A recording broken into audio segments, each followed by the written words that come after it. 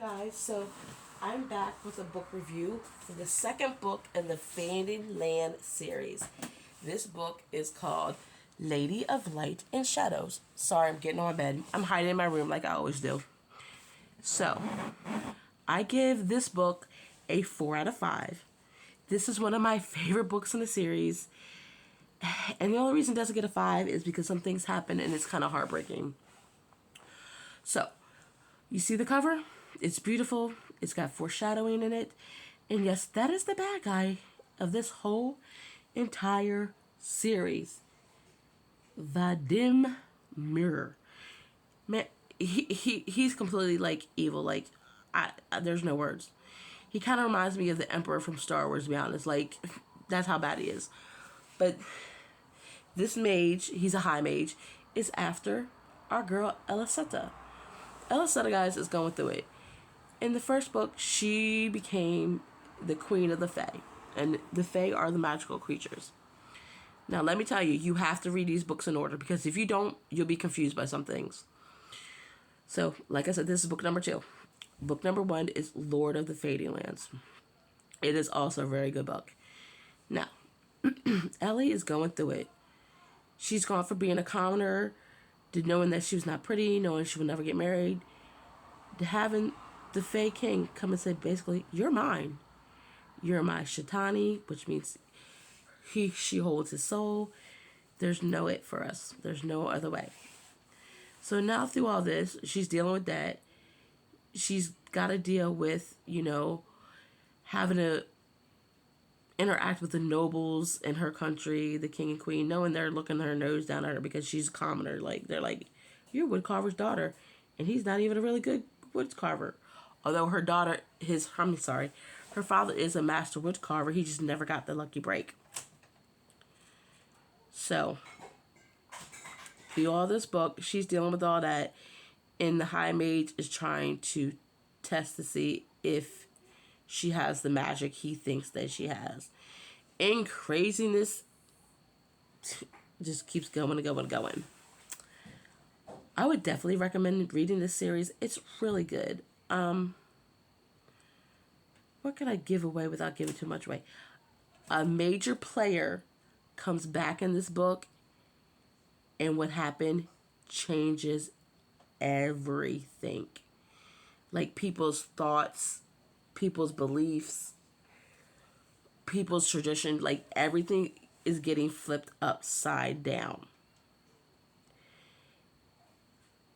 And you're reading it and you're like, yo, what?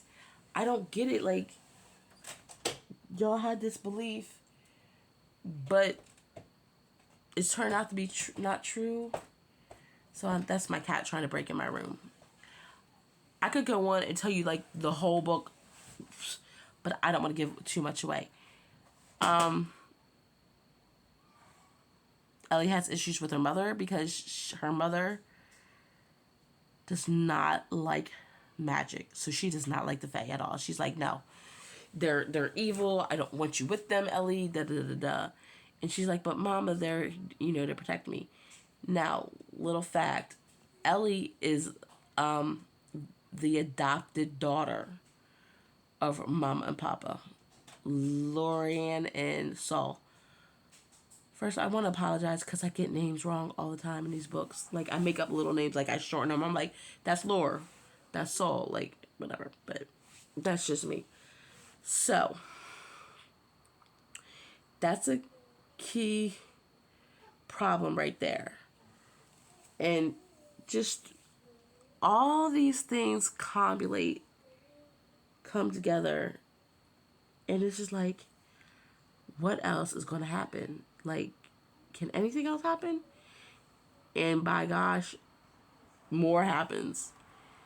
And it's like, oh my goodness. Now, this High Mage, I will give it to him. He's a good villain. He is smart, patient, cunning, and methodical. Like, he has backup plans for a backup plan. Like, that's the type of person he is. He's like, but what happens if this happens?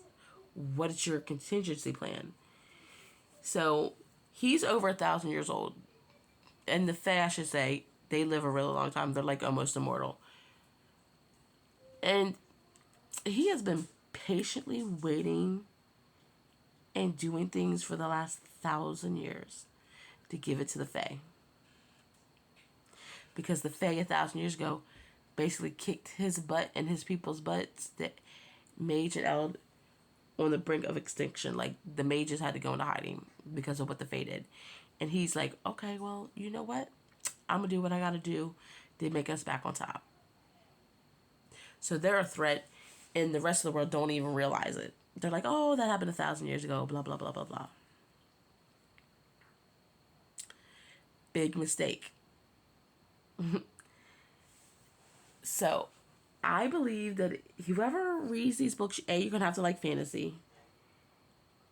And B, just stick with it. Some parts are boring and lagging. And I believe in the next book is not one of my favorites. The next book is of King and Sword and Sky.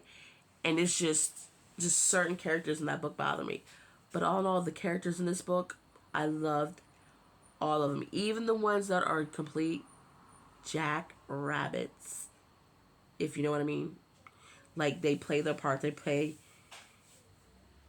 an important role to set the next book up in motion. I don't know if that makes any sense.